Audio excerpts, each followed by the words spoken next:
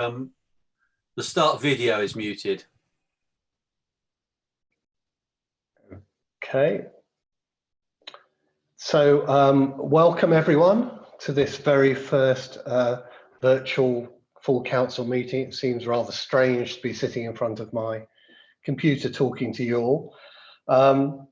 And for those many people who are watching on YouTube, just to say I'm Councillor Craig Simmons, I'll be chairing this meeting. So firstly, would like to go to see if there's any apologies for absence. So Jennifer, would you like to tell us whether there are any apologies for absence? Yes, Councillor, we are hopefully live on YouTube at the moment. We have apologies for absence from Councillors Marbini and Councillor McHaines, and I don't know of any other apologies at the moment. Okay, thank you very much. Does anyone else know of any other apologies? And just to be clear, if you wish to speak, waving your hands won't attract my attention because there's too many of you. So you need to go to the participants button at the bottom and click on the raise hand button, and then I'll be able to see if you wish to speak. And I'll keep reminding you of this throughout the meeting. So does anyone know of any more apologies? No, well, we'll move on to the next, which is I'm required to read out the remote meeting procedures that we'll be using for this meeting. Not particularly exciting, but do listen carefully. You might find it useful. So I'll just read this out. New regulations have been passed that enable councils to hold meetings without some or all the members being physically present together in a room. The regulations take precedence over existing legislation and the council's pre-existing procedure rules. To ensure the smooth running of remote meetings under the new regulations, it's been necessary to amend some council procedural rules. The chief executive has done this by using the emergency powers delegated to him in the council's constitution to adopt a protocol for remote meetings. The protocol is intended to replicate the council's normal meeting procedures as far as possible, and we'll be formally adopting it later in the council meeting today. Participants in this meeting are asked to control their own microphone and set it to mute, except when invited to speak by the chair, i.e. me. To indicate a wish to speak, as I said, please use the raise hand button, which can be found under the participants a logo at the bottom of your screen. And do remember to put the hand down, lower your hand after you've spoken. Please be patient. The chair will get around to all members who have indicated a wish to speak and has absolute discretion to determine the order in which participants speak. Please remember to lower your virtual hand after speaking. Participants are asked not to use the chat function other than to alert officers to any loss of audio connectivity. Participants are asked to declare any interest in the usual way. Declaration should be made under the declarations of interest item on the agenda, or as soon as members become aware of the need to declare that interest. If a declaration is such that you're unable to take part in determining an application, once you've notified officers, you'll be placed on hold for the duration of the relevant agenda item, during which time you will be unable to see or hear the meeting or be seen or heard by participants. We will determine item 2, which is the item on selection of civic office holders, by a roll call, where Jennifer Thompson will read out members' names and members will be required to state whether for, against, or abstains. That's on item 2. In this way, we can identify early on any people with connectivity issues, in which case ICT will be in contact with you via chat to try and resolve these issues. For clarity, participants are determined to be in attendance, provided they can hear and be heard by other participants. Any loss of visual connectivity does not give rise to non-attendance, but a loss of audio connectivity does. Should a loss of audio connection occur, please alert officers using the chat function. Should your connection to the meeting be lost altogether, please immediately try to reconnect. If you cannot immediately rejoin the meeting by video link, please dial into the meeting using the telephone number provided in the joining instructions. The chair may decide to pause the business of the meeting until you are able to re-establish an audio connection or reconnect to the meeting, in which case you will be able to take part in the discussion and vote on the item. This will be clarified when you reconnect to the meeting. So hopefully everyone took all of that in. It just replicates what we've been, or the procedure that's already been circulated. So hopefully that's clear. So on to declarations of interest. Do we have any declarations of interest? Jennifer, have you been notified of any declarations of interest?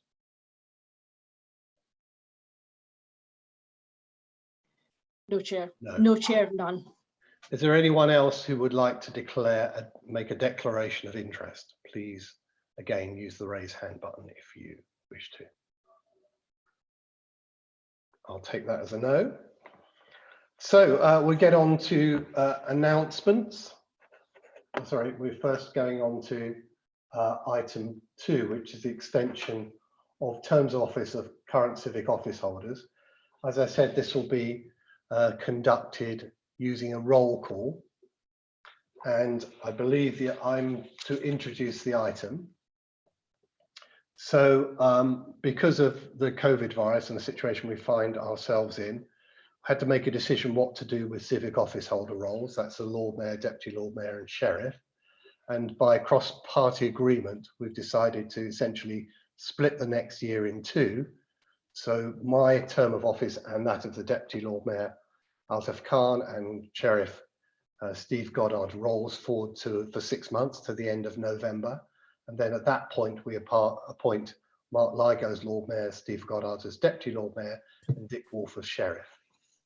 So does anyone have any questions on that item? Otherwise, we will move to the roll call.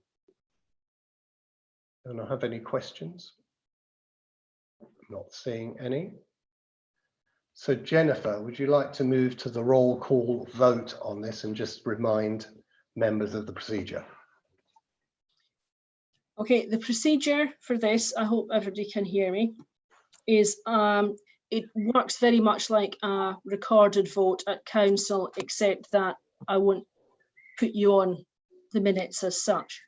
I will ask your name in order, and I do apologise, I may call out people who are not already here because I've not quite caught up with that. But when I call your name, if you can unmute your microphone and say whether you are for the proposal in front of you to extend the terms of office, against, or abstaining. And then I will move on to the next person. So if I can start with Councillor Altaf Khan, you need to unmute yourself and then say if you're for, against, or abstaining on this proposal. For. Councillor Arshad. For. Councillor Azad. For. Councillor Aziz. For. Councillor Belly Summers. For. Councillor Brown. For. Councillor Chapman. For. Councillor Clarkson. For. Councillor Cook. For. Councillor Corres, is he here? For. Or Councillor Curran. For. Councillor Donnelly. For. Councillor Fry. Support. Councillor Gant. For. Councillor Garden. For. Councillor Goddard. For. Councillor Gotch. For. Councillor Harris. For. Councillor Hayes. For. Councillor Henwood. For. Councillor Hollingsworth. For. Councillor Howlett. For. Councillor Humberston. For. Councillor Eiley Williamson. For. Councillor Kennedy. For. Councillor Landell Mills. For. Councillor Lloyd Shigbason.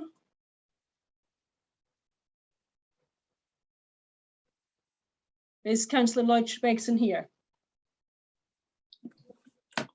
Sorry, for. For, thank you. Councillor Ligo, 4. Councillor McManus,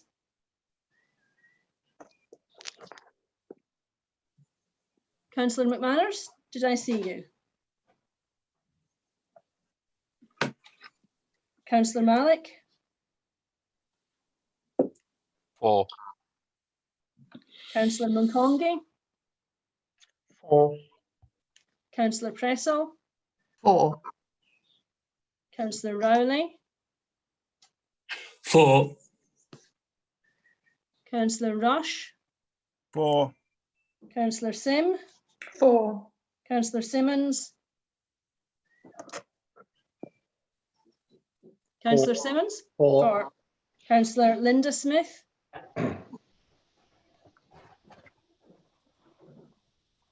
Councillor Linda Smith, 4. Councillor Ross Smith, 4. Councillor Tanner, Councillor Tanner,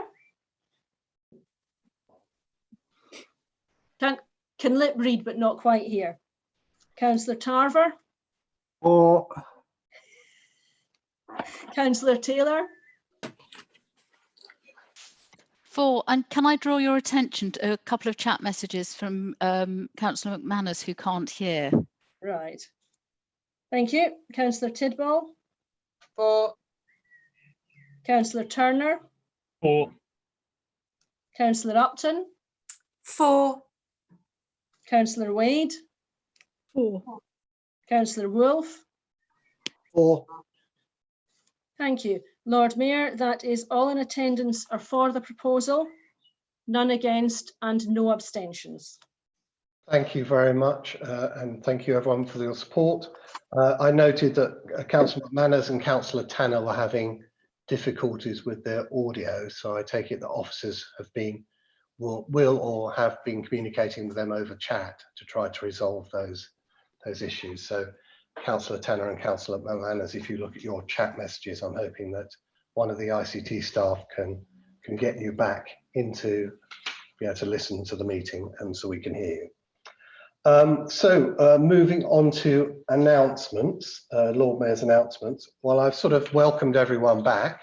We haven't met since 24th of February, so it's a long time ago that we set up the council tax, set the council tax level, and obviously a lot's changed for then. And I'd like to do a little bit of start off with a bit of an experiment with online gratitude and start with some heartfelt thanks. Along with many other councillors, you know, I've been on their doorstep every Thursday to cheer the brave work of our healthcare staff, but I would also like to take this opportunity to thank our own staff, many of whom are continuing to deliver frontline services, some at considerable risk to themselves. We currently have 23 staff who are self-isolating or sick. Luckily, we have no serious illnesses at the moment. It's difficult to show our thanks collectively, but I'd like to see if we could all go off mute for a moment, and I think one of the officers will unmute us all, and we can show our appreciation with a round of applause for our office. So,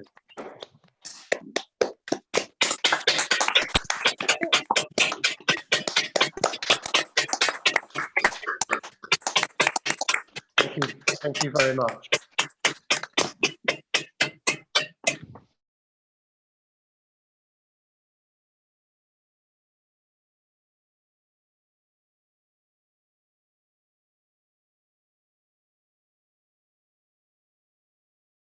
Lord Mayor, unmute yourself. Thank you. Obviously, Lord Mayor's duties have been rather different during lockdown, and so normally I would report back on that. Not a huge amount to report, although just before lockdown I did manage to hold my Lord Mayor's fundraiser and raise £2,600 for good causes. And thank you to those on the call who attended. This number of councillors did attend. Obviously, it's a day before lockdown, so numbers weren't as high as we had hoped, but still raised a decent amount of money. And prior to that, on 24th of February, I undertook an 8-day rail tour across Europe, visiting with the Lady Mayoress, visiting Leiden and Wrocław and Bonn, our twin towns. And I did keep a Twitter record of this, so people are so inclined, they can go back and look at who I met and what we discussed. And anyone has any questions, you can contact me at some other time. And since then, we've had many kind messages from our twin towns through this difficult time. And we've had from Perm, Bonn, Ramallah, Wrocław, Leiden and Grenoble. I'll just read 2 sentences out because it would take too long to read all these very positive messages of support. Grenoble says, we're reminded now more than ever that we must remain united. Leiden said, our hearts go out to all of you. We believe connection will make us grow stronger together through this pandemic. Before lockdown, I also attended a number of other events. We had a Freeman admission ceremony, Brooks Human Rights Festival, Bicester Charity Ball and the Oxford Holly Festival. Sadly, a number of events were cancelled, including my planned trips to Padua, Grenoble and Perm. And another fundraiser was also cancelled. But we're starting to get more requests for online meetings, which is good. I've spoken so far about 4 interfaith meetings, recorded several video messages, including that have gone out over the social media accounts, including one for VE Day. I've attended the East Oxford Distribution Hub on behalf of members, attended the online iftar with the leader, and also performed our very first online Freeman admission ceremony. So that was quite interesting. And obviously very active still on social media, helping the council with its media strategy to get the messages out. So that's all from me on my sort of diary. And I'd like to hand over to the City Rector, Anthony Buckley, for a few short words. Thank you very much, Lord Mayor. Very good to see you. Very good to see everybody. Tomorrow would have been the beating of the bounds. And as you may know, across the nation, groups of people would go out with willow sticks and hit their parish boundaries. And I came across these words from the priest poet George Herbert, writing in 1630. And he said there were 4 reasons for beating the bounds. And I'm just going to quote 2 of them, because if I may, it seemed to be a good summary of what you as wonderful councillors do and continue to do. So the 2 of the 4 reasons he gives is this: loving walking and neighbourly accompanying one another with reconciling of differences at that time, if there be any. Fourthly, mercy in relieving the poor by a liberal distribution and largesse, which at that time is or ought to be used. And Herbert said, if anybody doesn't turn up for the beating of the bounds, that they're not present at that perambulation, then they are uncharitable and unneighbourly. Now, of course, tomorrow we cannot beat the bounds as normal, but it did seem to me that one of the things Oxford City Council does so well is to try and provide unity, neighbourly accompanying one another, and especially in this tricky time of lockdown, and also the mercy in relieving the poor by a liberal distribution and largesse. And so, if I may, let us continue to be merciful people and neighbourly accompanying one another. So, to be honest, not really my thought, but George Herbert's thought. And as I say, lovely to see you all, and I wish you well. Thank you very much, Anthony. Much appreciated your thoughtful contributions. And now a sad duty. I have sad duty to report the death of former City Councillor Sabir Mirza at the age of 75 after testing positive for COVID virus. Sabir moved to the UK age 13 from Kashmir in 1957. I, along many others in East Oxford, knew him pretty well during his active time on the council. He began his life as a trade unionist and then later worked for the NHS as an operations manager and head of security for John Radcliffe and Churchill sites for 36 years. He was one of the first Muslim city councillors elected in Oxford, and he was on the council, as I say, from 2002 to 2010 and represented Lye Valley. Sabir and I did work on several projects together, and I very fondly remember our sort of constructive working environment, most notably on the Anglo-Asian Association, which he jointly set up after 9/11 to promote interfaith harmony. He was a very kind and generous man and a very independent thinker, and that's something that I appreciated very much. A great believer in people working together, whatever their political or cultural backgrounds, and working together for the electorate and for the greater good. My sympathies go out to his large family. He's survived by a wife and 10 children. So I understand that Susan Brown, Councillor Susan Brown, or you'd like to nominate someone from your group to say something? Councillor Ed Turner will speak about the very sad death of Sabir. Yeah, thanks very much for your thoughts, Craig, and thank you, Susan. Sabir's passing, untimely passing, is a tragedy, and as the councillors may be aware, also his brother also passed away of COVID-19. So a terrible time for the family and a huge loss. My memory of Sabir is of someone who was incredibly kind, warm-hearted, and committed. He always made time for anyone in need. Indeed, actually, he nearly didn't become a councillor in 2002 because when we needed to get the nomination forms in, he'd gone to assist a relative in Bradford. He left his mobile phone at home. It was the early days of mobile phones then. I smile as I think of how Sabir would have enjoyed the way we're meeting today.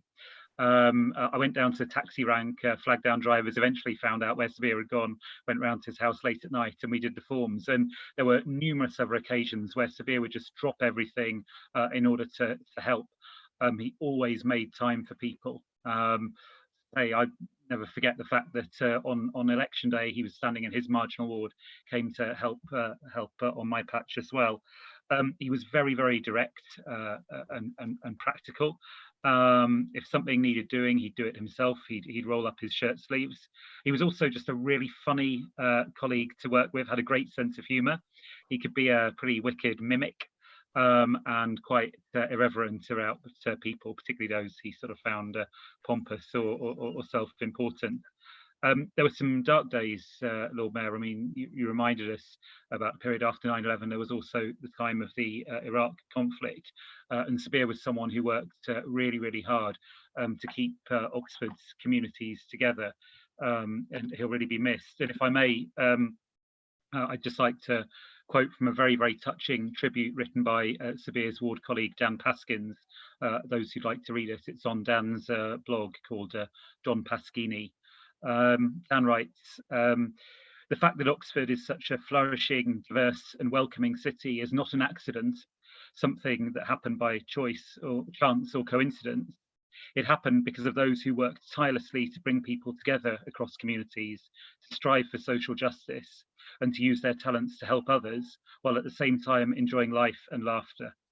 As a citizen of Oxford, a representative of the Labour Party and as a leader in the Muslim community, Sabir embodied these values to the full. And he goes on, I knew Sabir as a true friend, one who I knew would always be rooting for me and on my side, someone who spent his time helping others and someone to laugh and share happy memories with. I'm going to miss him terribly. Farewell, my brother, rest in peace. And I think that's the sentiment that we'd all share. Thank you very much, Ed. I also have Councillor Sarge Malik has his hand up. Yeah, thank you, Lord Mayor. It was a very sad and untimely death. Not just Sabir Mirza, then his brother, who was also a fellow colleague as a taxi driver, 2 days apart. They both passed away. I mean, Sabir not been well for a while. He's been in and out of the hospital. But one thing about Sabir was, anywhere he went, he knew someone. The reason it was because he came to this country at the age of 13. So if you count 75 minus 13, 60 odd years he was in this country, and any part of the UK he went, he knew everyone. I remember the incidents. We both end up in Reading. We were repairing our cabs, and it was a whole day for us. And I said, Mr. Mirza, what we do? He said, oh, down the street, I know someone. Let's go and visit them. And the next minute, you know, he knocked at the door, and then obviously all the customary thing happened, and we sat there and chat all a long day. So that was Sabir. And the other thing was, anybody went to ask him anything, he never said no.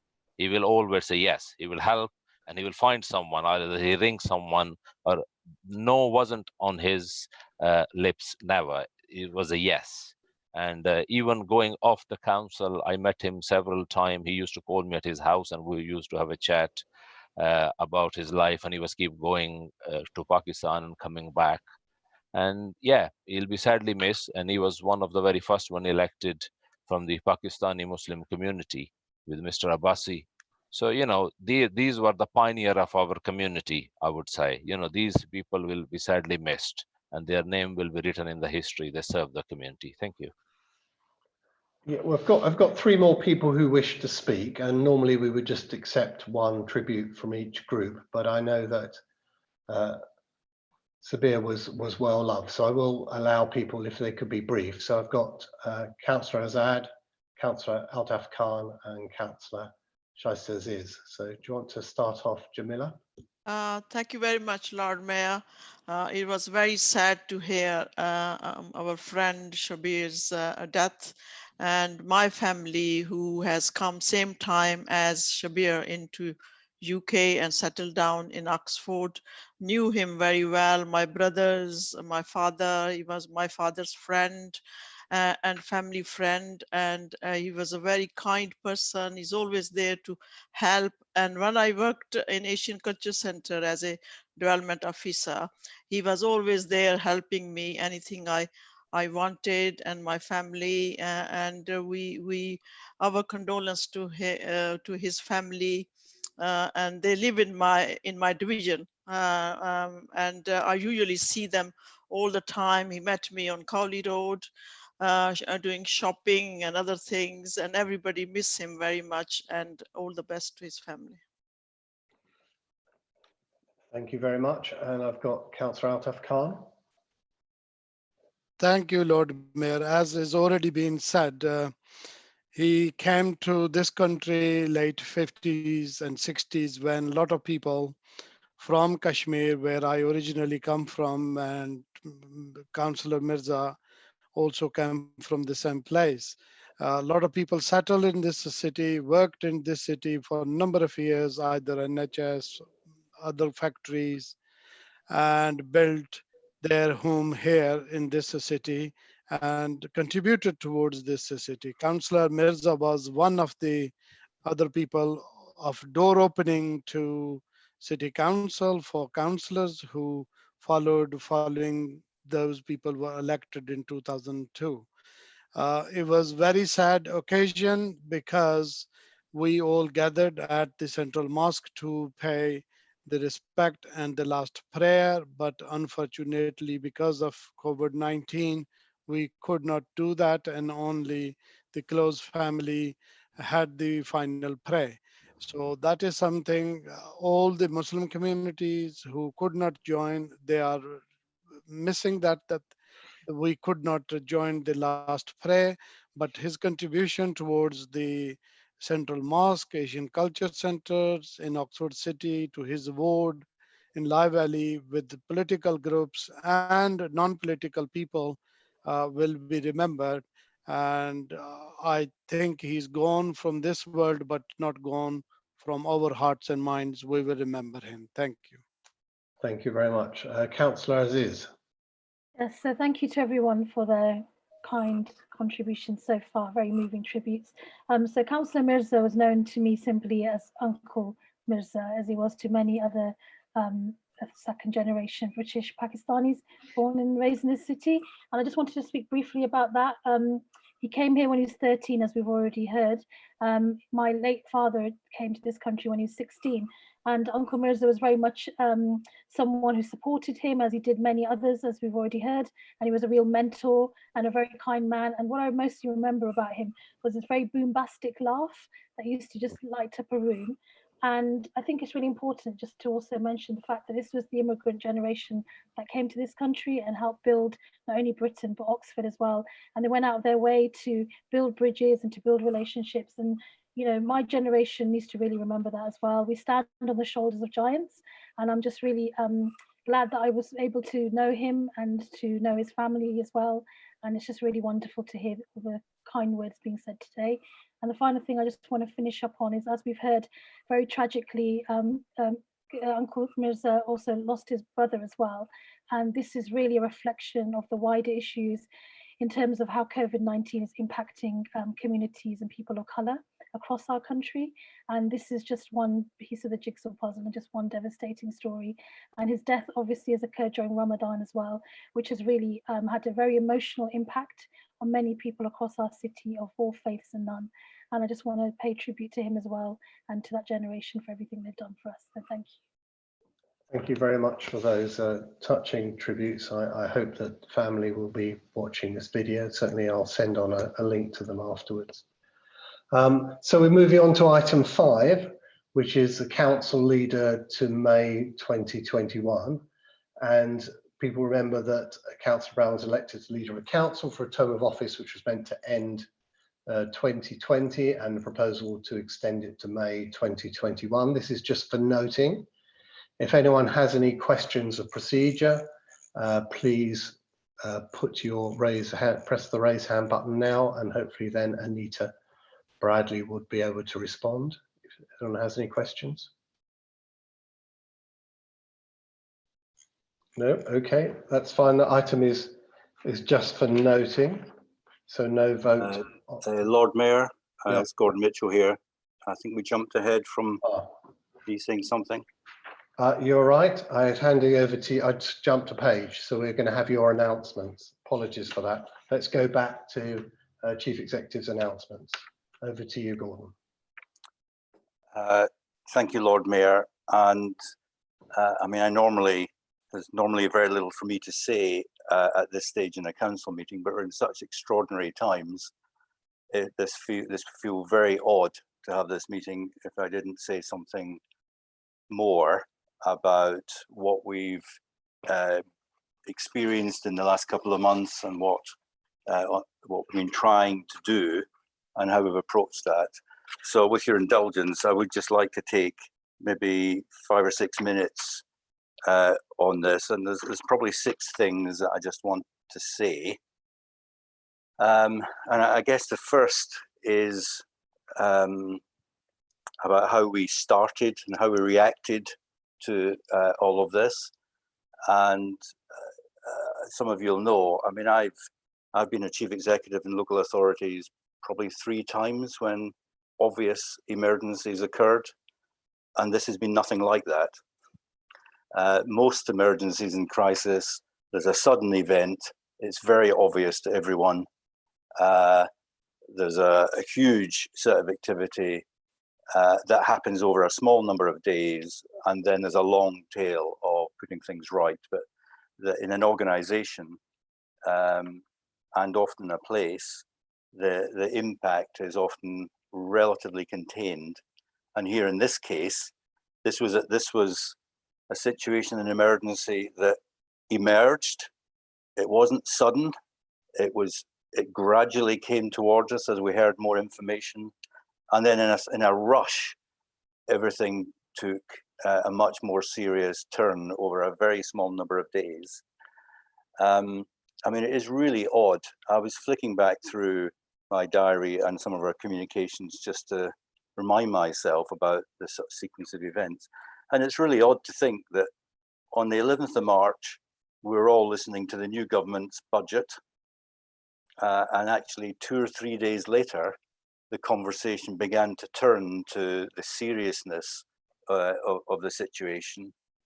And it was within a week of that as officers, we began to look at contingency plans, business continuity plans, and how we might do that. So we had, as a corporate management team, we moved into emergency planning arrangements middle of March, and that was some days before the government announced the lockdown. The lockdown was announced on the 23rd of March, but by that time we were already having a morning 8:30 meeting about arrangements every day, including weekends, working out how to make sense of the government announcements, the various directives, and what we needed to do with our organization and its impact on the community.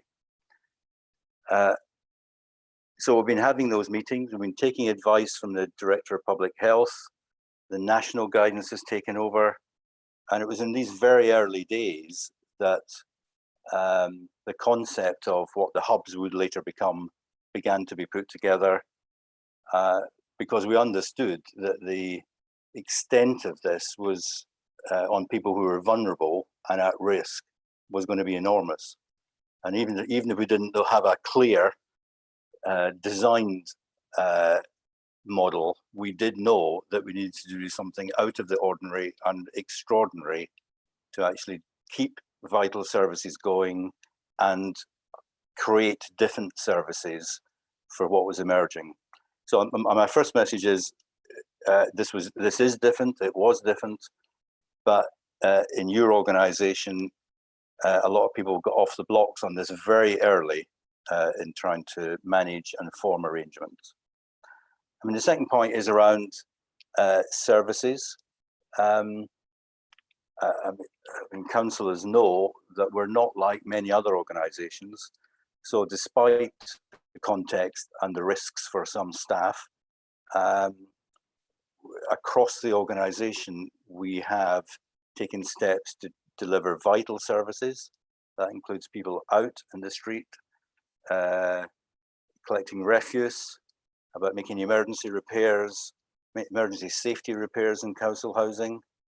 And as things moved on, staff in benefits, in council house rents, in administering the new business support schemes, all of that has come into place with alternative arrangements. And then, of course, we developed a way of working to target support for vulnerable residents, partly through the single point of contact, the locality hubs, and working hand in glove with the Oxford hub. We'd already made a call for volunteers in advance of that.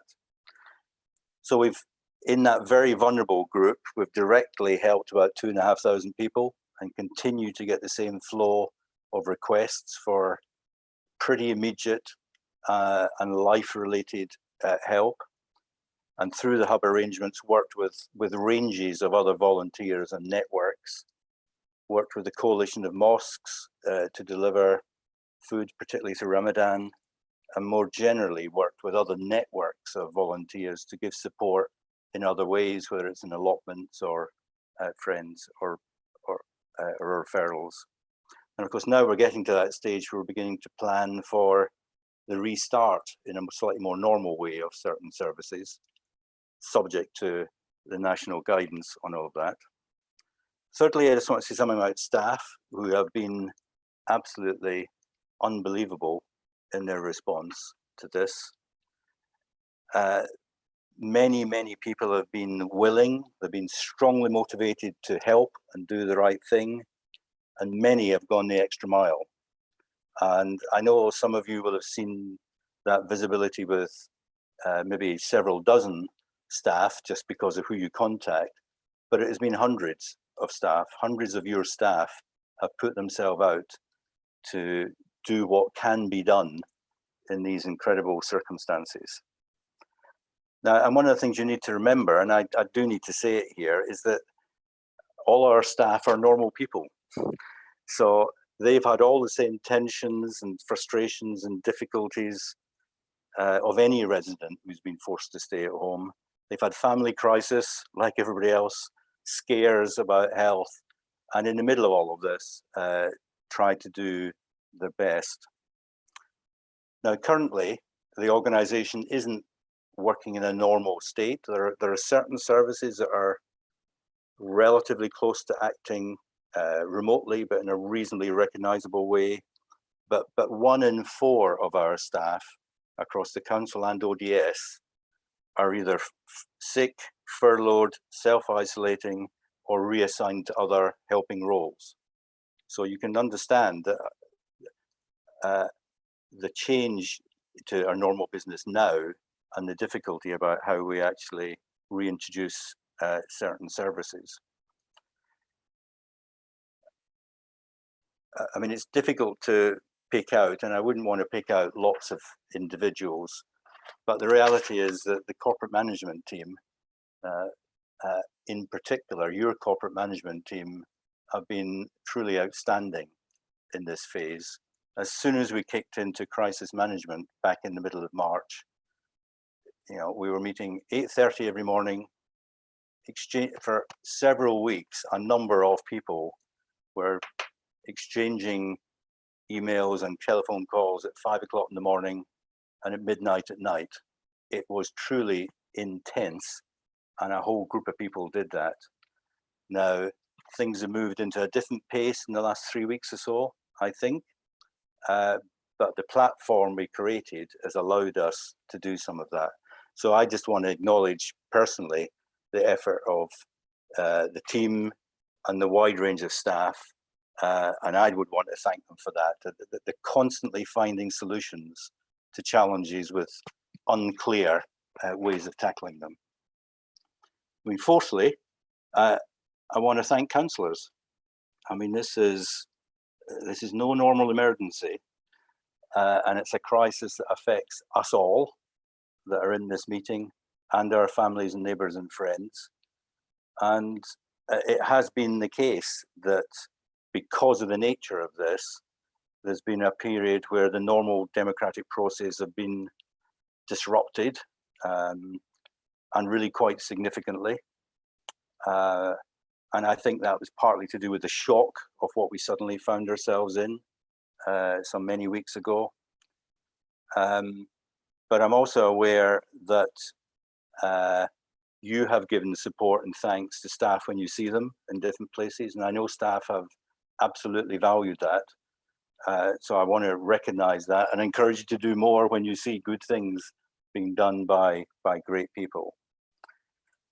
But certainly on the formality of the constitution and the temporary continuity delegations, just for clarity, because I know it will come up in different ways later, we have now returned to the pre-emergency arrangements for delegations.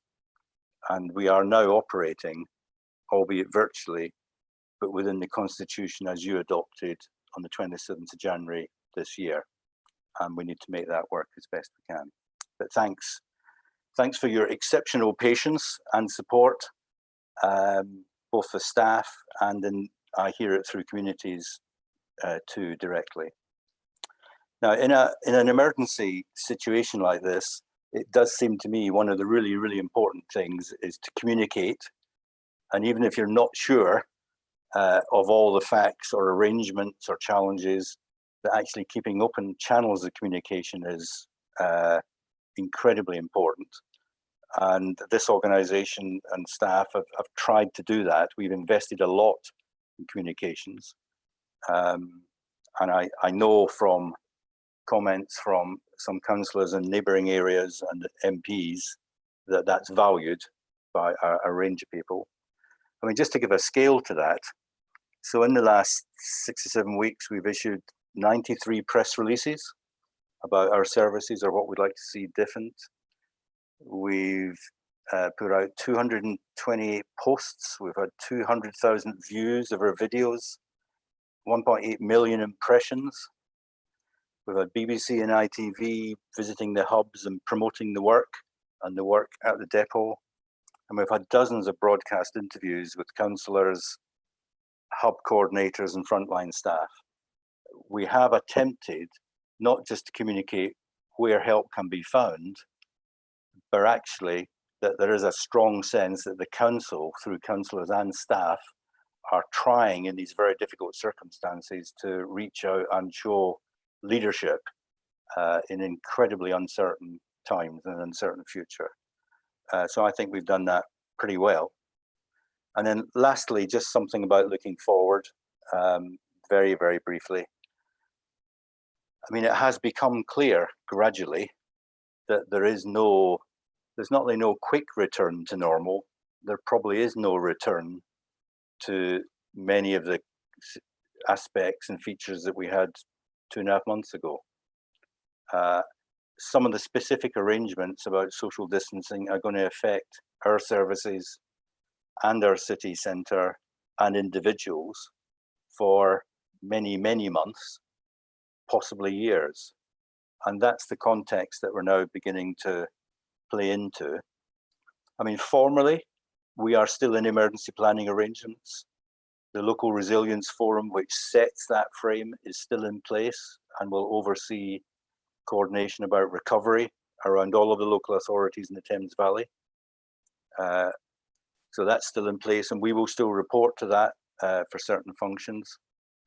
But we are, as a staff, beginning to look at the phases of recovery, and we're beginning to think in terms of restart, i.e. the things that are moving on from the close down to recovery, which would be a longer phase, many months, and then maybe renew, because there are some things we will potentially want to do differently rather than everything going back to the way they were before. So in the very near future, I mean, we've got this. We've had 2 meetings this week. This is the 3rd one. So this is a bit of a breakthrough week in terms of democratic practice. Shortly, we need to be coming forward with arrangements for public space and public realm as different people coming back into the city or coming onto the streets. We're obviously in conversations with the county about some major aspects of that, but that needs to happen quite soon. And I think the final thing to say is, if this last 2 months has been challenging, then we've probably got another year at least, where what we're focusing on is things that are quite perplexing for the city, some issues that are very difficult indeed, for the community, for the economy, for people's jobs, residents' concerns and anxieties about where we're at in all of this. But to be clear, your officers are very focused on helping to manage this for the long term. So thanks for your support, and we look forward to working with you in these slightly more normal times as we take the next steps going forward. So thanks, Lord Mayor. Yeah, thank you, Gordon, for that, and obviously you'll pass on our earlier thanks to staff. I'm sure you will. I'll get an excerpt of the video where you all applauded to show it. Very good. So now jumping to item 6, so I'm going to hand over to Councillor Susan Brown to introduce her annual Leaders Report. Susan, over to you. Thank you very much, Lord Mayor, and let me also add my thanks specifically to Gordon, who's shown great leadership through what has been an exceptionally difficult period for the council and a very, very tricky time in terms of totally reorganising all of the council services and going from having a small number of staff working from home to pretty much everybody working from home. So it has been an extraordinary piece of work, and I obviously want to pay my tribute to all the council staff who have been participating in that. If I may, I'll just say a few introductory remarks and then I'll run through the different appointments as they're set out on the agenda. So although it's only a couple of months since we last met, as has already been referenced, literally the world has changed since then, and it is quite hard, I think, to get our heads around quite how much has changed, not just in our city, but literally around the world. So I wanted to add my thanks to not just our workers, our key workers in the council, but also all those key workers in our shops, in our delivery systems, in our public transport, who are managing to help keep people at work, and of course our NHS and social care staff. All of those people have helped keep our city going, and so it feels really important that we register our joint thanks to all of them. So it is in that context that today I'm announcing the updated roles and responsibilities of the Cabinet, and these reflect both our immediate priority of continuing to lead the Council's response to the COVID-19 pandemic, as well as our ongoing aims to build a more inclusive, more sustainable future for our city. The impact of the current health crisis on our city, and in particular our most vulnerable citizens, is likely to be further compounded by the economic crisis that is expected to follow on. And our council is committed to doing everything we can to rebuild our local economy, but in so doing, to make sure that our most vulnerable citizens stay safe and that we improve the inclusivity of our city rather than entrench divides. I think it's a really important part. We must make sure that as we rebuild our economy, we make it a better economy and do ensure that happens. I want to make reference as well to the way in which Oxford's local communities have responded to the current situation. Literally thousands of people have looked out for their neighbours. It has been an astonishing and heartwarming response. We will work to sustain that community strength into the future. We'll also continue our work to deliver the additional affordable housing that's so desperately needed in our city. We'll work with businesses, residents and partners to revitalise our city centre and our local neighbourhoods to sustain the cleaner air and focus on cycling and walking that has been one of the few positives that we've seen as a result of lockdown. We must ensure that we continue to promote these healthy and safe ways of getting round, which also form part of our commitment to reducing Oxford's carbon footprint. We will continue to deliver the outcomes of the Oxford Citizens' Assembly on climate change. So that's my sort of introductory remarks, and I will just get on to announcing the actual appointments for the Cabinet. So obviously I'm continuing as leader. My responsibilities are broadly the same as previously. I will have responsibility for economic development, which of course has now got a huge new role in terms of the recovery process for the city, and I'll still continue to lead on partnership work across the city. So the first appointment is the Deputy Leader of the Council, which is a statutory position, and that will be Councillor Ed Turner, who otherwise keeps his same responsibilities around finance and asset management, although again, in the current context, that has got some really significant challenges and will require a great deal of work. The other deputy leader post will be taken by Councillor Tom Hayes, who will then also continue his responsibilities for Zero Carbon Oxford, but also become the Cabinet Member for Green Transport and Zero Carbon Oxford. So bringing together the issues of transport and zero carbon to make sure that we have got a city that is delivering on our zero carbon agenda, but is also delivering on our air quality agenda. Councillor Nigel Chapman continues his role on customer focused services and again will be working hard with Oxford Direct Services to make sure that they are able to bring back in full the services that they have been offering very successfully over some years now. And also will be taking on responsibilities to promote the reuse, reduce and recycling campaigns around the Cleaner, Greener Oxford, the responsibilities that fall to Oxford Direct Services around the citizens from the Citizens' Assembly on climate change.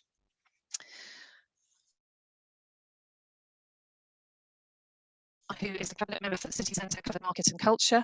And again, her responsibilities have not changed enormously, but clearly the current climate means that there are some real challenges to reopening the city centre, the covered market, and even bigger challenges perhaps for the cultural sector.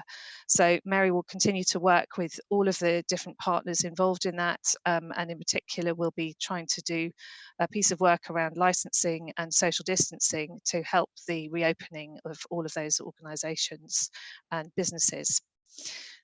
Councillor Hollingsworth will continue to have the planning portfolio, but alongside that there'll be an increased focus on housing delivery as we move out of the stage of delivering the local plan, getting that through the local plan process, and move to actually making sure that the content of it is delivered across the city.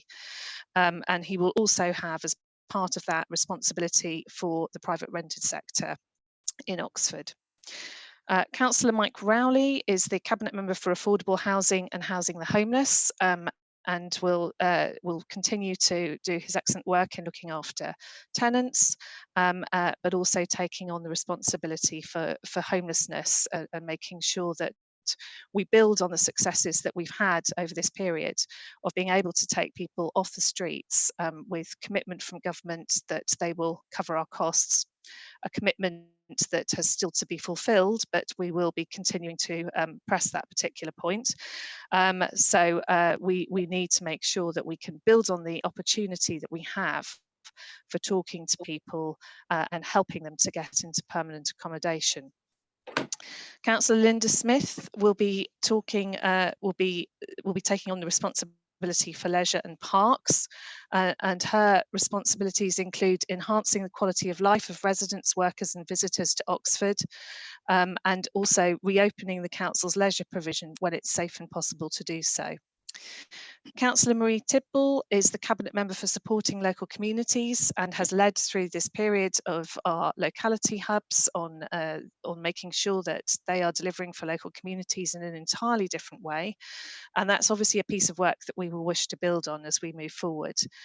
So she, other than that, continues to maintain the previous responsibilities around financial inclusion, but with this focus on trying to find new ways of working in terms of our support for local communities.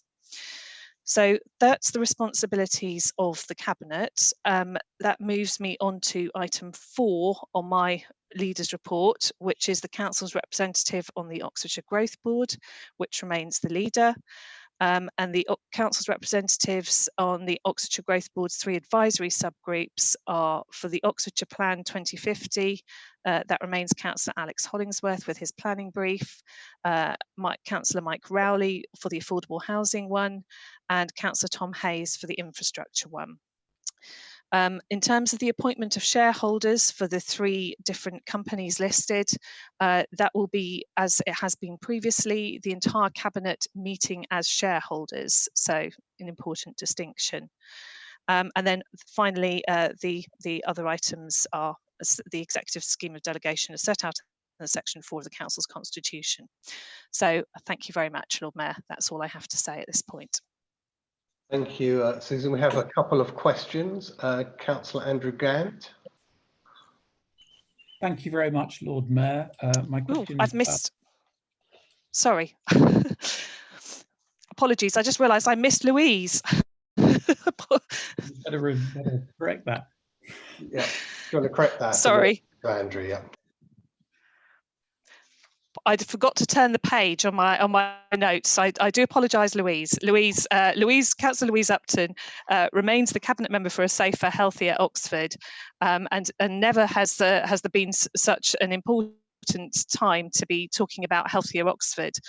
So it is a really important role, and I do apologise, Louise, for somehow missing you off there.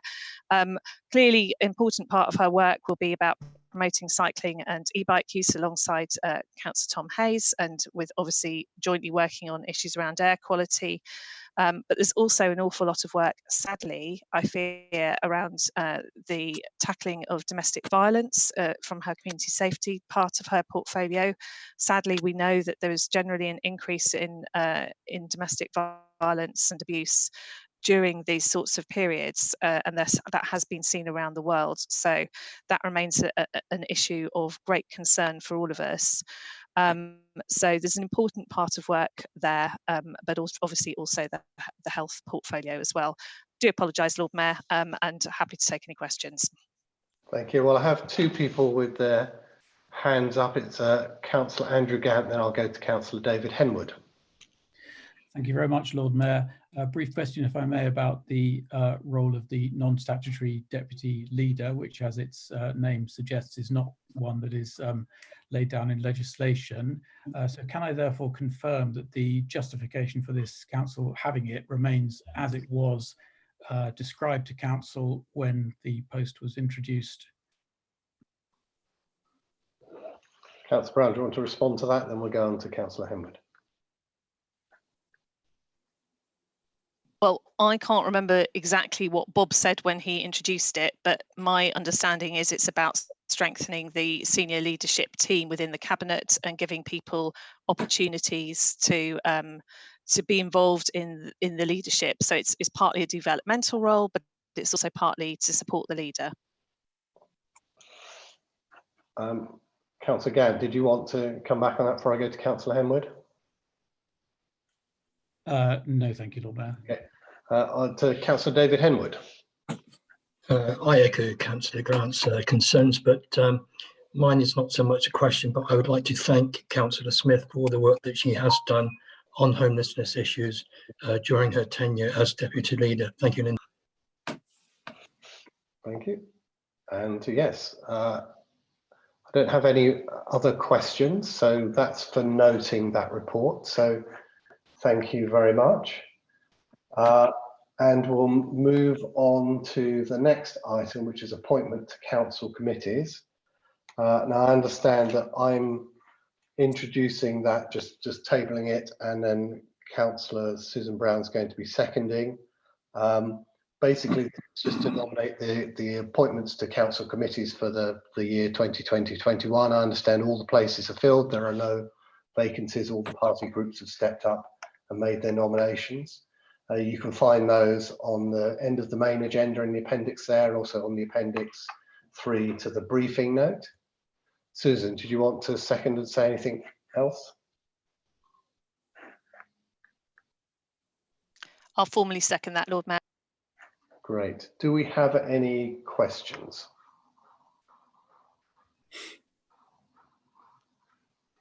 No, so I'll move to a vote on that officer report, which is the appointment to council committees.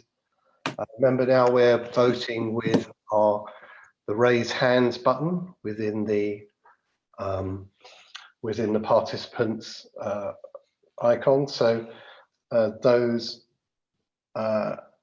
in favour, please raise your hand. Can't see it, can you? I think so. Okay, and Councillor Thompson, maybe you just want, sorry, Councillor Thompson, Jennifer, not Councillor yet. If you'd want to just tell us when you've done those counts, and then. This is slightly harder than I thought it might be, because you all come up out of order. So could you bear with me just a second? Of course, we're all getting used to the system.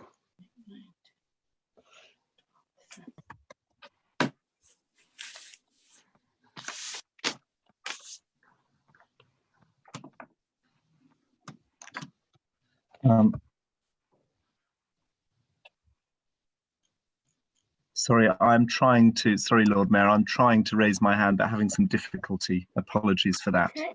But I do support this. Right. Okay. Thank you, Councillor Howlett.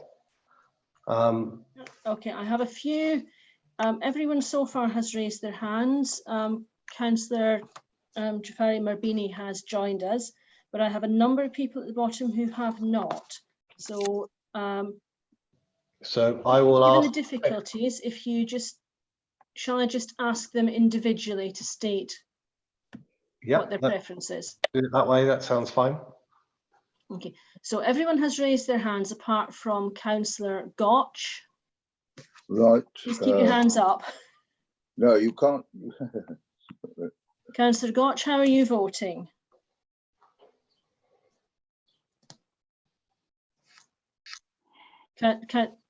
Please, could those who've put their hands up keep their hands up?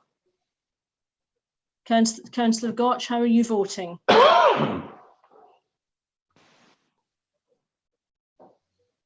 I'm voting in favour, of course, but my picture's gone dead. That's okay. I've got your vote. And Councillor Donnelly? In favour, thank you, Jennifer.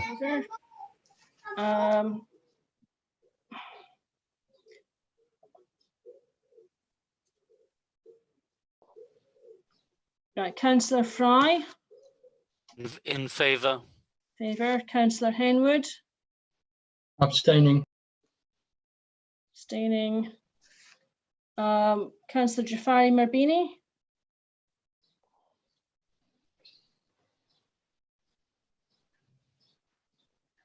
Yes, in favour. In favour. Councillor Belly Summers? In favour. And Councillor Goddard? In favour. In favour. So that's all in favour. Yeah, that's all in favour and one abstain, apart from one abstention. Thank you very much. And those who were having problems with the raise hand or lower hand button, please do get in contact with ICT staff who are on this call, and they can help you with any issues you may be having, so that when we get to votes at future meetings that might be a little bit more complex than this, we can it can go off smoothly. So thank you very much for that. So that was passed. Item 8, moving on to item 8, which is the council scheme of delegation for 2020-21. Now there's a small amendment to make with this, because as the Chief Executive has mentioned, since this agenda was published, we have returned back to the 27th of January Constitution. So essentially we've undone the amendments made on the 3rd of April following the guidance from government on virtual meetings. So what the small amendment is to remove everything after 27th of January 2020. So just delete that with the amendment published by 3rd of April to take out emergency changes made by the Chief Executive in response to the COVID-19 pandemic. So all of those words from with the amendments to pandemic will be deleted from this recommendation before we vote on it. Is that clear? If anyone has any, it's not clear to anyone, please click the raise hand button. I think that's clear. Is there any, we do need to vote on this. Is there any questions or comments people have?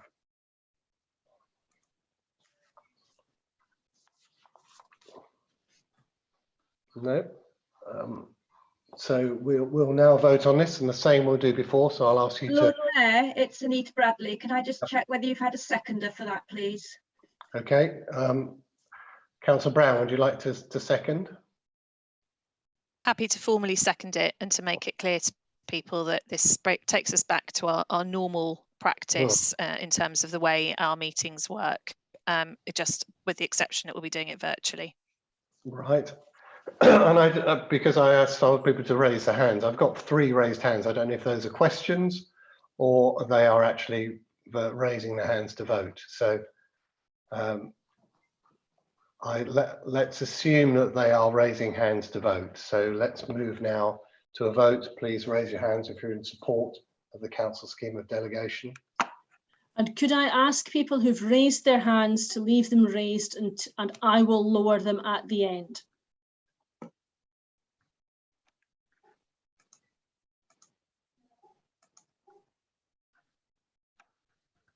Okay. And can I just check, Councillor Donnelly, how are you voting? In favour, thank you, Jennifer. In favour. Councillor Arshad, how are you voting?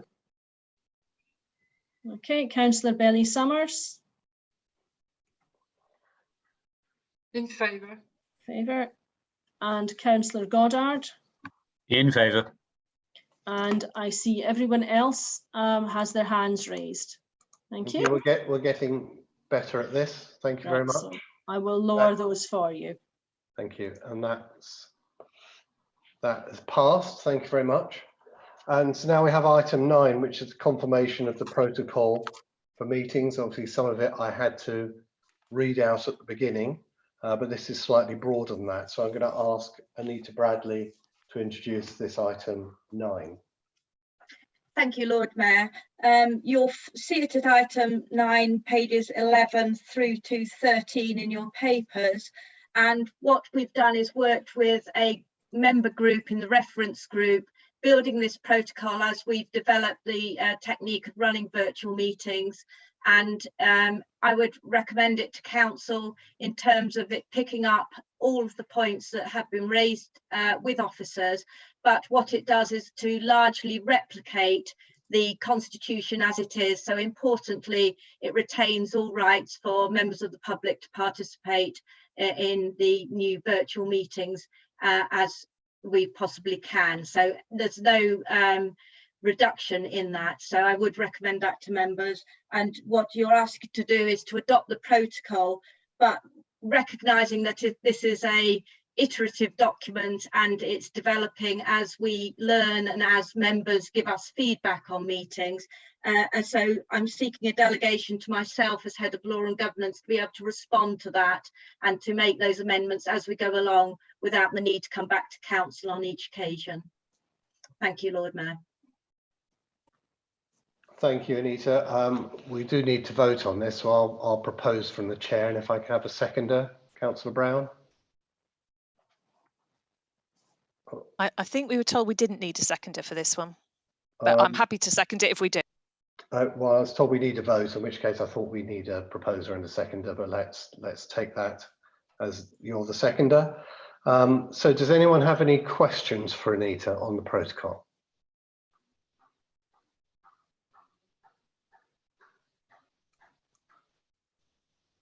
Everyone's yes. Councillor Rod Smith. Thank you, Lord Mayor. Could I ask, Anita said that changes, updates will be done by herself as and when necessary, and that's absolutely right. But will councillors be informed of those changes at a timely time?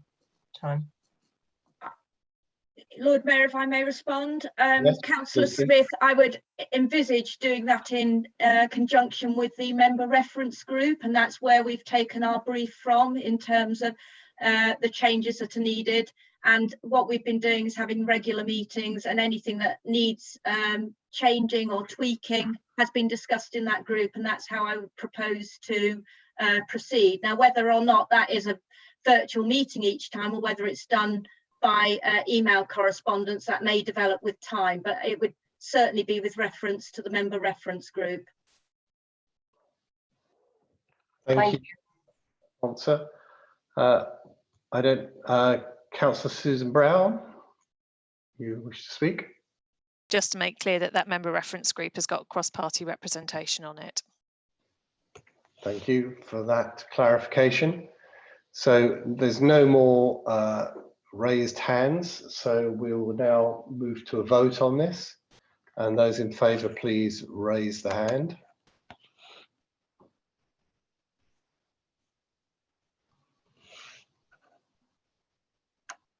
And do keep it raised until Jennifer has a chance to go through.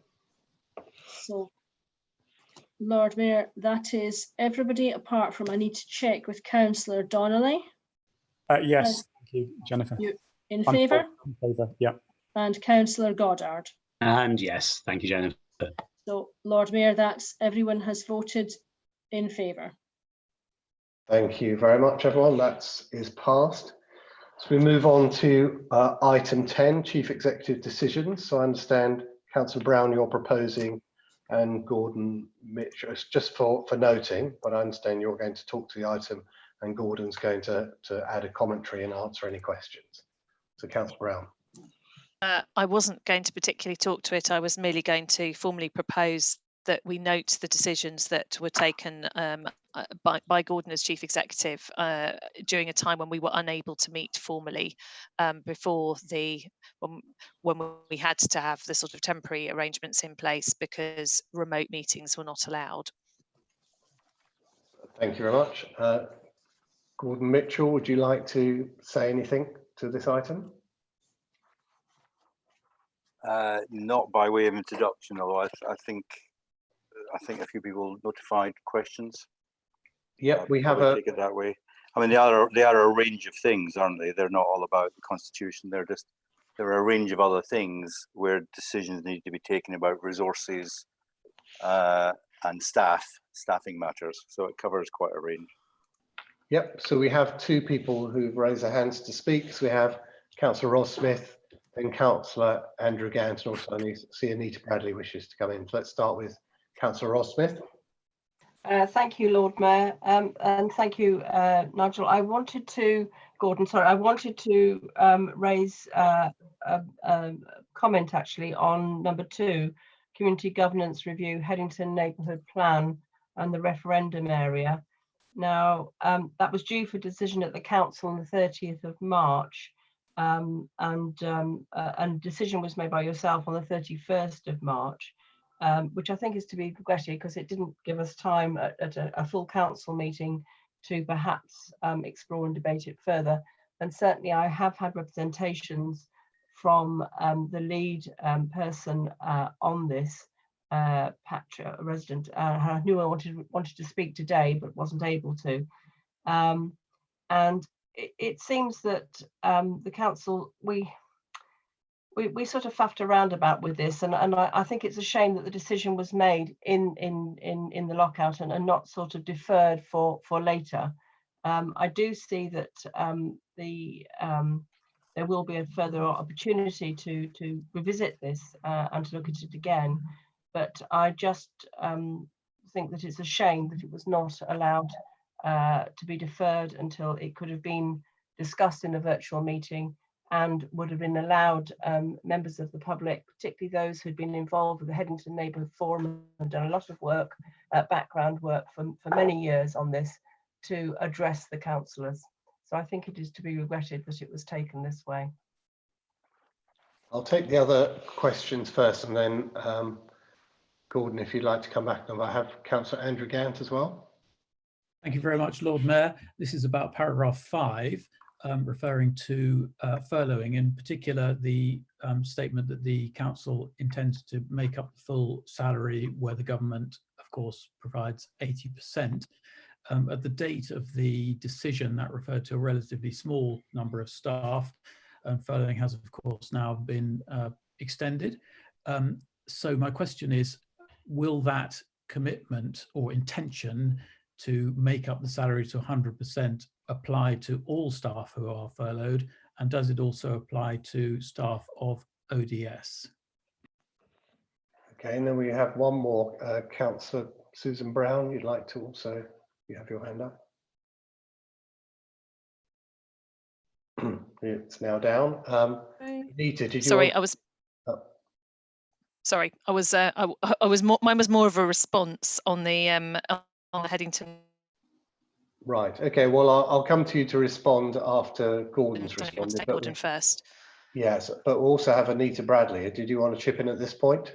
Yes, thank you, Lord Mayor. I just wanted to make members aware that the decision circulated today has been updated in the supplement. So this decision before council today also includes the latest decision by Gordon in relation to the Constitution. Just make members aware of that when they're considering it. Thank you very much. And so Gordon, then Susan, just to respond.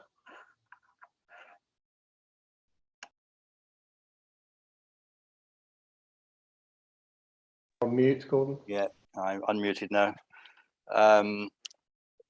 I think just a general comment first. The decisions here are generally of two types.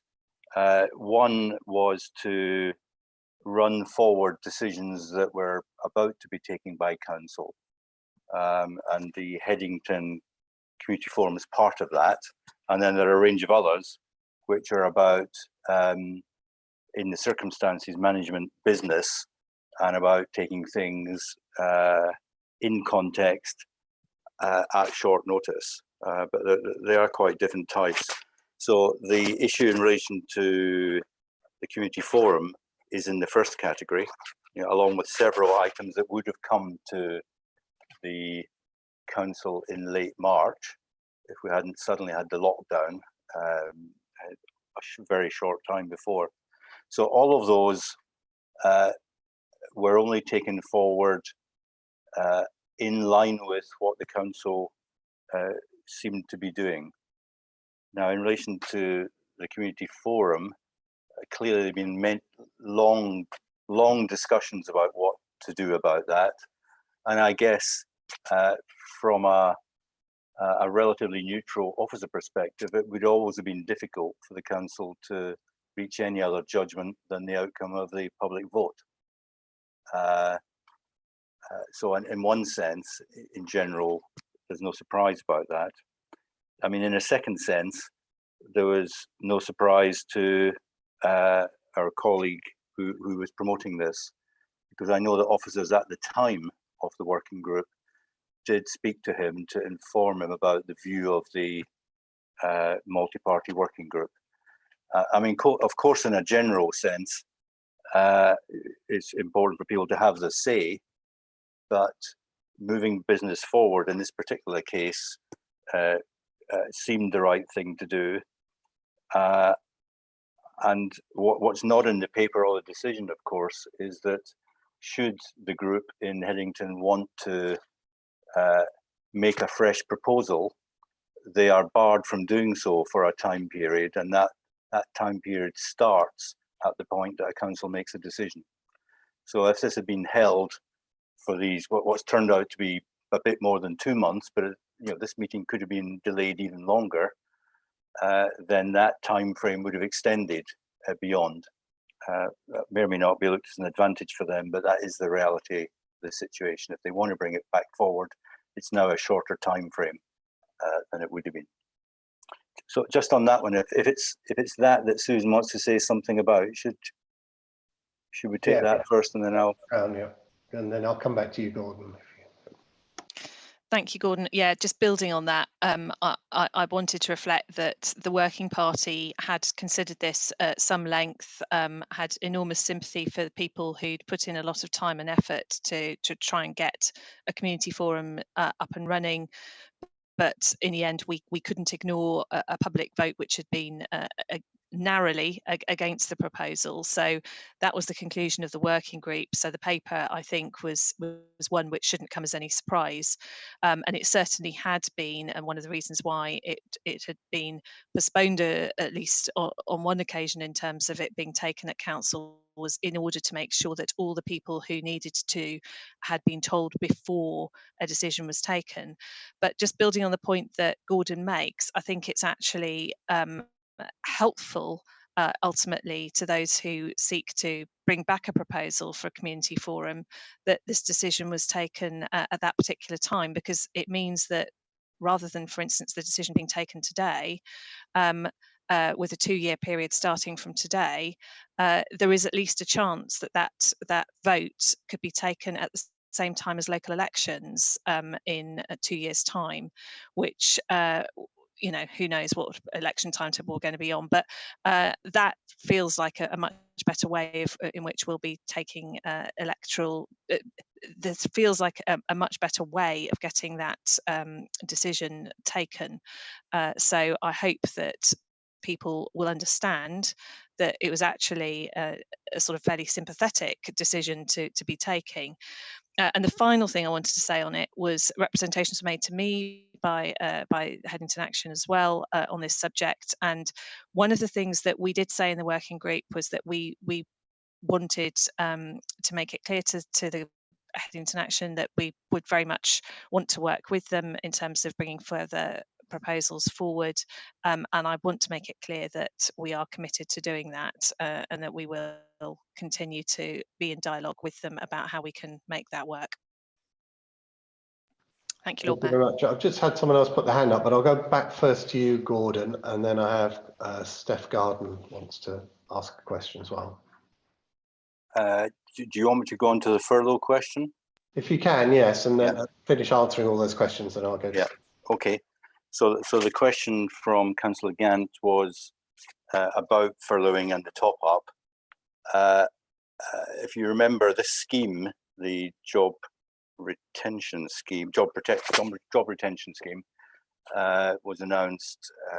Was it 5 or 6 weeks ago? And at that point, there was quite a lot of uncertainty about whether local authorities could even apply for this. I am very clear that the guidance does not exclude local authorities, although the political narrative has consistently come back to suggest that local authorities shouldn't really be making use of it. But in the light of the very severe financial crisis that we're going to be facing, this seems entirely reasonable for us to be considering that use. Now to the point of payment, it is clearly the case that it's a choice to make about retaining the full salary, or, as have happened with some employers, reducing to the level of grant that will be coming with government support. My view was that this is a council that's actually put a large store by supporting and being seen to support its staff and support morale. It's a council that's deliberately campaigned on wage levels, appropriate, affordable living wage levels, and we promote that to other organisations. So I think as a council, actually reaching agreement with the unions to retain payment at full salary was completely in tune with what we've said in terms of policy and our promotion. And that's how we got to that point. It does apply across ODS and the council. And I think as of last week, there were about in total across ODS and ourselves, about a total of 270 staff currently furloughed. That will change. People can only be furloughed if their job can't be done. It's not a choice to decide not to do work if it can be done. But clearly, as we begin to restart some service areas, people will come back from furlough. And it may be that the extension and the change, which supports part-time working, I mean, that might be of interest to us as well through the summer to the end of October. But the rules of that aren't out yet. We'll have to see when they come. Thank you. And Councillor Steph Garden. Hi, thank you. I just wanted to follow up. I mean, it's a shame about the community council. It's a shame that, you know, the process was changed, you know, possibly for understandable reasons. But echo how important communication is, especially to our community members that are so active and so involved and only have the best interests of the neighbourhood in mind. I'd also just like to point out there were several elements to this process, and the consultation was only but one of those parts. But it does seem right at this point to honour the results of that. You know, the decisions were made on the basis of the information that was given. And as this has been the first exercise like this in Oxford, you know, we were all learning as we went along. I mean, the concerns about participation in politics is an issue and has been an issue for a long time. I continue to feel that there is a role for community politics outside of party politic structures that will make people feel more connected to their neighbourhoods and about the decisions being made locally. And certainly the COVID-19 pandemic has shone a light on our vulnerabilities within the community, but it has also given us an insight into the strength of, you know, people coming together. Do you have a specific question? I would like to thank everyone for what they've done so far, and also just would like to say that I do hope we can continue to look forward to the ongoing support from this council over the next 2 years. Thank you. Gordon, do you want to quickly respond? If the question was, do I think the council is going to engage with that, then I think the answer is yes. I think that's what the leader said. And I think the whole working group at the time said so as well, that this would be supported. Thanks. Okay, thank you very much. Well, this item is for noting. These are obviously decisions that we're holding chief executive to account. These have already been made. So so we don't need to vote on that. So, but thank you very much, Gordon, for presenting that. So now to move on to the final item, item 11, which is allocation of growth deal funds to Oxford City Council, which we do need to vote on those recommendations. I understand, Councillor Brown, you're going to be moving this, and I'll also need a seconder as well.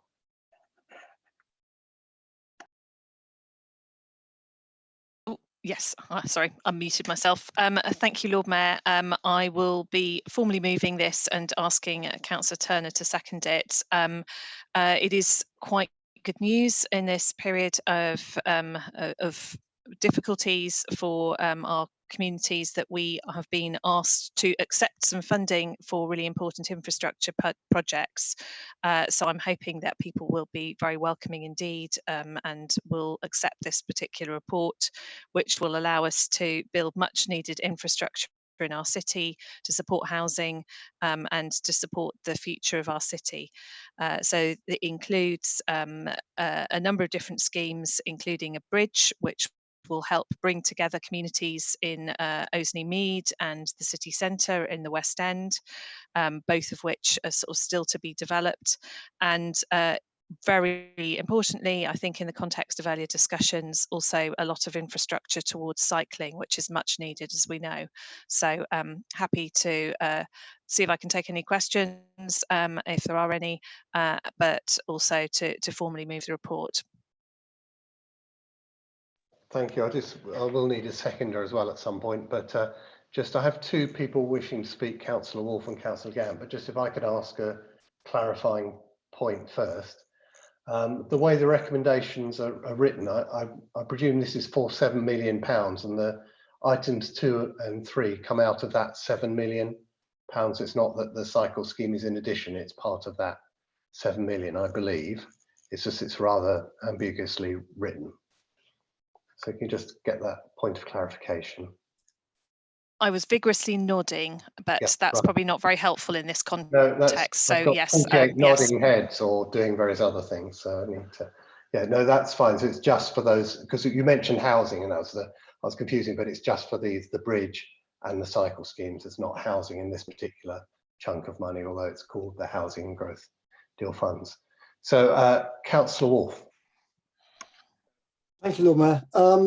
Yeah, I thought for a moment you were going to ask the same question as me, but in fact, mine's slightly different. The way that the resolution is phrased, certainly the first one, it speaks about delivery of city-based infrastructure schemes. It then goes on to mention 2 specific ones, but the first one implies that it could incorporate other things. I'm aware that in the extended cycling lobby within the city, the bridge is actually very controversial. It's at feasibility stage, so it's advanced, obviously, and there's a reasonable chance of delivering that before 2013. Sorry, 2023. So it's quite a tight timescale. I can see that.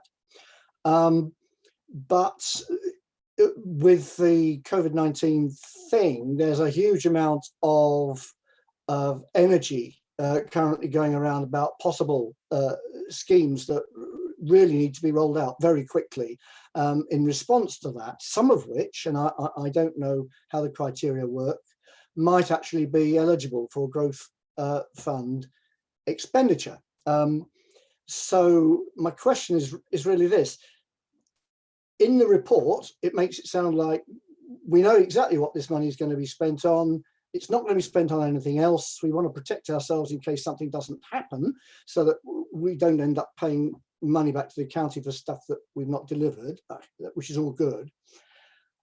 But in the way that it's phrased in the recommendations, it sounds like there might be a little bit of wriggle room for incorporating other things if, say, the bridge proves not to be feasible or whatever.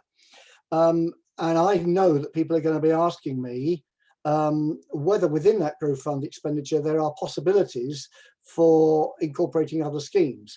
So I just like some clarification on that. It's not that I'm opposed to anything that's there necessarily, but it may be that this is an opportunity to be doing some other things which may be better, in fact.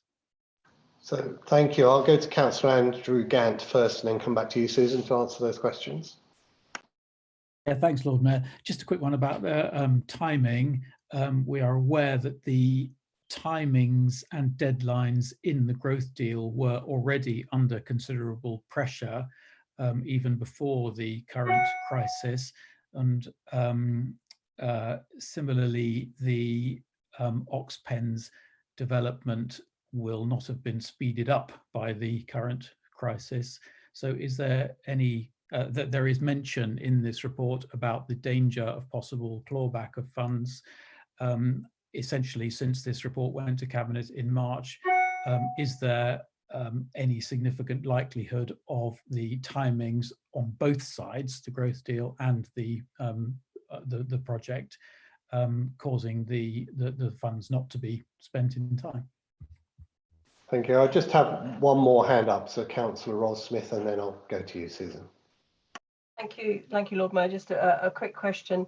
I noticed under 3 on the recommendation that the 1 million capital budget for city cycling schemes at Cuckoo Lane, Marsh Lane, Marston Road, Boundary Brook and Oxford, financed by the Oxfordshire Housing and Growth Deal funding, which is good news. I just wanted to ask, if I could, through Lord Mayor, will the local councillors for those lanes and roads and brooks be consulted about the design of the city cycling scheme? Thank you very much. Go to you, Councillor Brown, to answer those 3 questions. Okay, I may ask others to chip in if they wish to. So in terms of the overall funding, to answer sort of Dick's questions, I think it is right that basically housing and growth deal funds have to be used for infrastructure towards the delivery of housing. So I think that's a critical point. In terms of the bridge, very specifically, what this is asking for is money towards the feasibility study. So this isn't, I mean, 300,000 is certainly not going to build a bridge. This is the feasibility study for the bridge, and that's an important piece of work to take into account some of the issues I think that Councillor Wolf is mentioning, as well as to establish exactly where it goes to and from, which I know has been an issue as well. In terms of the timetable, I think, Andrew, you raised a fair challenge when we were taking this report initially. We were in a slightly different world, and I think, to be honest, I'd have to ask Nigel Kennedy or somebody else to answer that in terms of where we are now. I know that government will be keen that we continue to meet our commitments under the housing and growth deal, and we are also keen that we are able to spend this money as quickly as possible, because actually it's delivering really important infrastructure, and it's delivering jobs within our city. So for both of those reasons, I think it's important that we do, or all 3 reasons, it's important that we try and deliver this as quickly as we can. But whether the original timetable is still one that we can entirely meet, I'm not sure, and it's probably something we will have to look at over the next few weeks and months. And there was a final point there from Ros, which was about making sure that there was engagement with local councillors. What I'm not entirely clear about is whether these are fully worked up schemes which are ready to be delivered straight away, in which case local councillors certainly need to be informed about them, but the time for engagement may have passed, or whether the local councillors might still be able to have some input, which I certainly hope. So I hope that maybe Councillor Upton or Councillor Hayes or Councillor Hollingsworth might be able to intervene on that, and possibly Councillor Turner or Nigel Kennedy might be able to add points on the finance. Sure. Well, we have Councillor Upton has her hand up, and just before I bring her in, just after asking my initial question, I thought I knew the answer. I'm now slightly confused by your response, because in the full report, it very clearly says 6 million for the bridge, 1 million for the cycling infrastructure. You said that 300,000 for the feasibility study, but presumably if that's approved, then the 6 million spent on the bridge. It's not that it's going to go to anything else, which is my confusion. So you're nodding, so I guess that's right. Sorry, I'm doing that nodding thing again, which you shouldn't do on Zoom. Yes, sorry, I'm just pointing out that at this stage we're being asked Sure. to approve, in particular, the feasibility. Sure, but then the idea is the rest of it would go to the bridge. It's not that it's going to drift into other schemes. Yeah. Lord Mayor, could I try and help? I haven't been able to lift my hand, and I missed some of the earlier comments because things froze. But could I just add a couple of factual things before coming to Louise? Is that okay? Sure. Yep. So the primary issue about this is for us and the county to be able to use this money that will disappear. So that's the underlying issue, which is this money either gets used for these specified schemes under the current arrangements, or the money's lost. We haven't got a simple choice about saying, well, could we divert it somewhere else? The issue around the Ozoni Mead to Oxpens pedestrian bridge is quite advanced in the sense of engineering works on each side of the river about what's possible, and we do know it has to fit a timeline of a package of funding that's been pulled together from a variety of different sources, which are also time limited. And in that context, we've been asked whether we could deliver that. It will be a requirement, subject to planning discussions, for the developments on the Ozoni Mead side of the river to take place. If this funding is not used for this, then that will create a barrier to that development whenever that comes forward. And then the third thing, just on the cycle improvement schemes up at Marston and that side of the city, those are not designed in detail yet, and there will be, although at some pace, there is clearly scope for involvement from local councillors on what the final design might be. Great, thank you. Councillor Upton, did you want to add anything to that at all? Just briefly to say, indeed, as Gordon says, the schemes were in no way worked up. I've had a meeting with ODS and the person they've appointed to design them, because I wanted to sense check them, as some of the other things that the county have done on cycling haven't been optimal, should we say. But Councillor Chapman's also been in touch with me recently because he'd like to sense check the ones for Marsh Lane, for example. So Councillor Smith, we'll make sure that you get consulted on the ones in your area too, because I think having a local eye cast over them is really important. So we'll make sure that happens. Thank you. While I have you, would you like to formally second this? So we've got a seconder. I'd be delighted to formally second it. Great.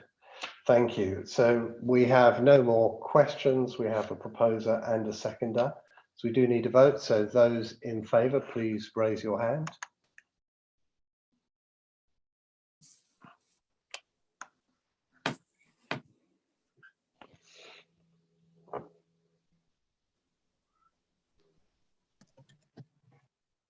Over to you, Jennifer.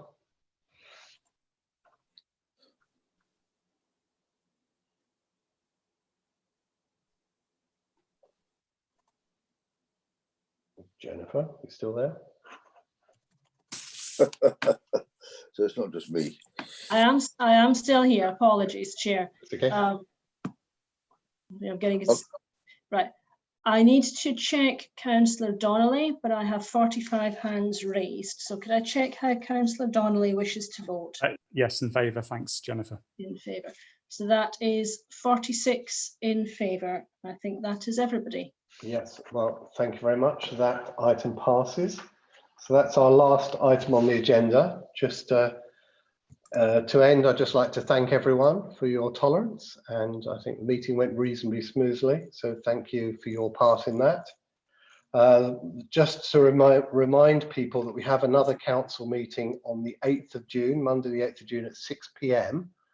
to discuss the local plan. I think that'll be a rather more complicated meeting, or potentially so, in terms of the content. And the other point I'd like to raise is that Jennifer is going to circulate an updated list of meetings for the coming council year. So they're largely as we agreed last November, but there's things like training meetings have been dropped out, because obviously they're not needed because we still have the same councillors continue, but there's very minor changes, but Jennifer's going to be circulating those. So, and also just to remind people that when the meeting formally closes, there might still be some members of the public listening, so don't chatter off or unmute your microphones or make any funny faces. So thank you very much. I hereby end the meeting.